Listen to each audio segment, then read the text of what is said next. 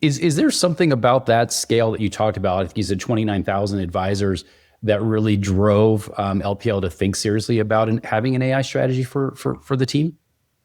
It's interesting. It's both a big obligation and a big opportunity. So it's an obligation in terms of when the advisors come to us, there's a lot of different advisors. They're independent.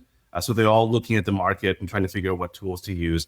And so when they come to the home office and ask us, hey, there's all these different AI note takers and AI meeting assistants and AI scribes out there, which ones are the best ones for me? That ability to help curate for them and help them figure out what they need to do is powerful when we can get it right. And we work very hard to find the tools that are most effective, compliant with regulations, where the companies behind them are well equipped to serve that scale of clientele. When we get that right, we can save advisors a lot of time, half an hour per meeting or more, a couple of hours a week. And that really adds up. And you multiply that across the scale of LPL, and certainly that opportunity to help financial advisors save a lot of time, free up time for better client service, growing their practices.